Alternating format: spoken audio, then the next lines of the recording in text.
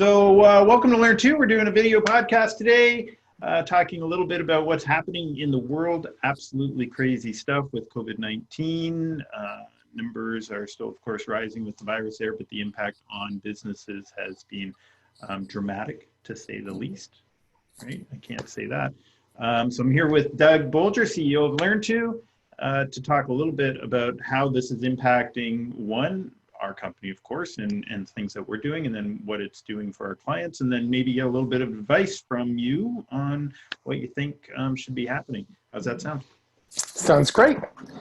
So what's happening in our business? About 3 years ago, we started shifting our core product, Learn to Save the Titanic, over to digital. As we started to see things happening globally, as the infections increased by country, we started putting our finishing touches on that program and got that pushed out. What are some of the unique challenges that right now face Learn2 and then face our clients that maybe they haven't seen, because this is a little bit different than a normal unique recession, right? Yes, this one's different. I think for most of us, we've been wondering about what does the new world of work look like? And I would argue it's probably now arrived, or a good portion of it has arrived. So people have been talking about this for many years, about people spending more time on conference calls, video conferencing, augmented reality, virtual reality, artificial intelligence. All of these things, these trends have been in place. We've seen them in our clients. Now we're seeing them in our day-to-day experience as leaders and struggling with how do we lead inside these new platforms? How do we think differently? How do we engage our teams differently? How do you leverage your team and get them motivated and inspired to be able to go and do something? And you don't have that face-to-face or that pull everyone into the conference room moment. So we're just seeing a lot of clients struggling to get their heads wrapped around, how am I going to do development? How do I set up as simple as a report back? A lot of report backs are conference calls or face-to-face. Now it's how do I report back over a platform, and what's that look like, and how do I do it effectively? Yeah, we used to have this ability, especially in open offices, which became so popular, is that you could literally poke your head out and you can see everybody that's there, and you can kind of just walk down the hall and you can say, hey, how's it going? What are you working on? What's the status of that project? But with everybody being dispersed at this point in time and being in different locations, that ability gets diminished, and now a new form of management needs to take place. So what do you think that looks like? Well, we've been living in it for a while because we have team members in 6 different locations. Well, I guess 7 if you count home office. Yeah. We've seen things like, used to put up a flip chart on the wall or a schedule. All those things have gone away. So we're seeing that shifting into digital. I think we're even just seeing different behaviors. So we have something called Beer 30. You don't have to drink beer, but we all get in Zoom and you can see everyone's face. And we renamed ourselves what we were drinking. I was green tea. I think you were Diet Coke. I was Diet Coke, yeah. We had a few people who were like Michelob Ultra and different things. So we had some fun with it. Half an hour, just face-to-face, no agenda, just letting people talk and letting people connect. Those connections now are infinitely more important. The implications of exclusion is I think just in the future is going to be unbelievable. So this inclusivity, how do leaders create inclusivity inside their team where people want to contribute? They feel like that's their role, is to actually contribute. Otherwise, you're not getting those random bumping into someone. Oh, by the way, guess what's happening? I thought I'd let you know. It's got to be much more intentional now. Yeah, that was something that as an organization, we journeyed through ourselves because we are dispersed across the entire country. and half of the workforce is actually in an office, the other half is somewhere else. And being able to not disclude somebody because you don't see them, right? This out of sight, out of mind thing had to become an ever-present concept for us, right? Yes, and new behaviors then pop up, like really thinking about who's this, how is someone implicated, or what's the impact on someone of not knowing this information. We created a BRICS channel. That's been super helpful. We're always building for new clients. It's just, we've been doing it for 30 years, so we're constantly building these larger visionary kind of pieces for clients. So because of that, it's kind of like Rome, and Rome was not built in a day. So each brick is acknowledged for being valuable. So we built this bricks channel that was all about, hey, I put these bricks in, so everyone was up to date on the bricks. And then we realized that really the brick is the outcome, and while that's important, the real brick is I'm making a contribution and I want to have that contribution recognized. And certainly as Canadians or North Americans, it's not always easy for us to go like, look at my brick. My brick's so awesome. It's a cornerstone brick. We're going to build this huge thing on this. So what we did was we shifted the intention of the bricks channel to start to recognize other people for laying the bricks. That was transformative for our team. Yeah, it allowed myself to recognize somebody else for something they've done for me, or maybe they've done for the company, or whatever. So I'm gonna break that down a little bit for the people watching this. When we talk about a bricks channel, we use an application called Slack. I think many of you will be familiar with it, but there's Microsoft Teams. There's Yammer. all sorts of tools that allow teams to be able to chat remotely and be able to quickly connect via video or by audio. So we use Slack, and in that we created a channel called #bricks. And anytime somebody needs to be able to toss a brick out there, they just go to that channel, they toss it out. It's company wide, so everybody can see it, right? And come and take a look at it. And then everybody tosses an emoji on it, or they make a comment or something like that. And it ends up making people feel really good. Normally that would happen in the office, like you said, and people would say, hey, great job on that, whatever. But when you're dispersed, when you're remote, it was a really transformative thing for our organization. Yeah, I would even say like, it's one of the first things you look at when you go in. As soon as you see there's a brick there, you're like, oh, is it me? Who is it? And, we'll pile on the bricks too. We're like, Kara's done something that's really helped someone else. And you're like, yeah. And we start adding emojis and comments, also. So that leadership is really about creating this culture that allows for us to feel that level of connection, feel included. Often inclusion is this big concept. Really, it comes down to some versus all. Either you're included or you're not. And inside being included, that means everyone is included, not some people. So that distinction really has helped us really start to wrap our heads around. And at the same time, you have to balance that off with not everybody needs to be included in every update, every choice. So we've also had to go, is this a 411? Is this a 711? Is this a 911? That helps people understand the level of urgency. And we've organized into channels so that if you're involved with a client, you get all the updates on that client. But some of us just have marginal involvement with a client at a specific space and time, so we can step out, which has been really effective for just keeping everyone in the know and included and connected. It's clearly not always perfect. It's way better than it was before we started using it.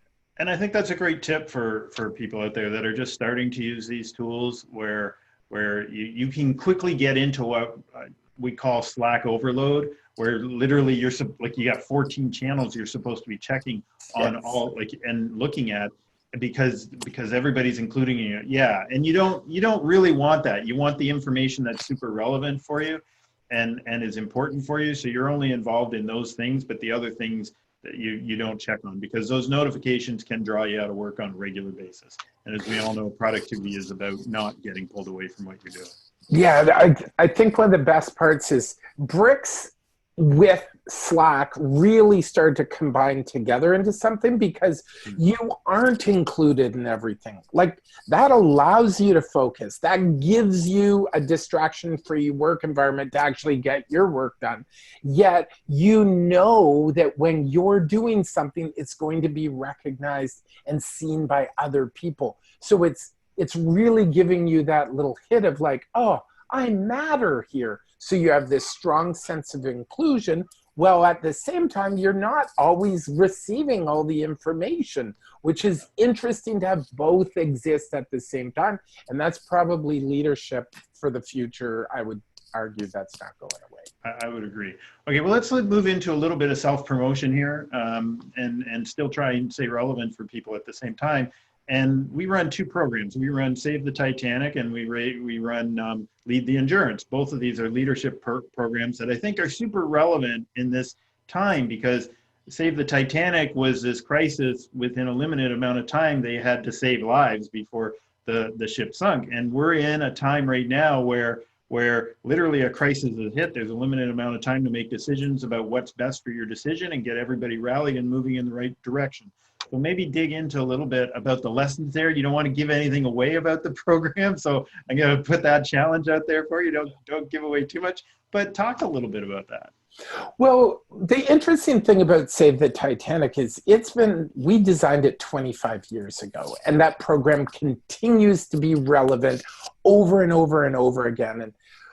And the thing that I think makes it relevant is you've got a short amount of time, and in there you have to make choices. And what you choose to do and how you choose to interact as a leadership team, as leaders, really impacts what's possible. So if you're in that data gathering place where I need all the data, you're likely going to have a learning experience rather than a result.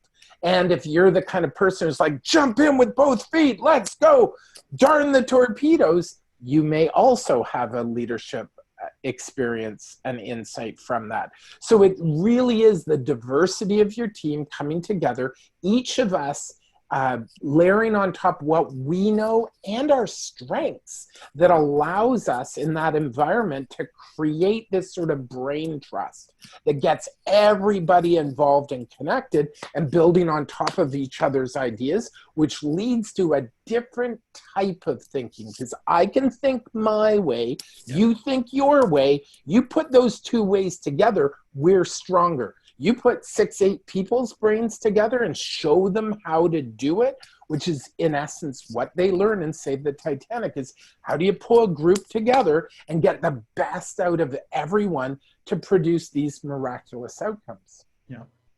Yeah, to quickly come to consensus on the best ideas, right? And while learning. Now, we use a couple tools to do that. I think it's probably okay to talk about them. You've already mentioned the Braintrust. Braintrust is a mentoring circle where everybody comes together and you focus on one particular problem. As a group, you decide which problem that's going to be, right? And then everybody doesn't necessarily give their solution, they give their experience towards That's the key. Yeah. That is the key. And that's what transforms it.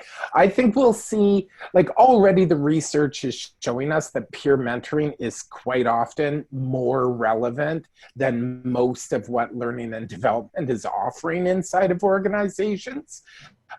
So why not engage in that inside the learning and development space? Let's take the most effective process and apply it inside learning and development where we're applying new leader development skills. That's right. And then the other tool that we like to use, and you've shown it, right, when doing this, is our layering tool called Yes And.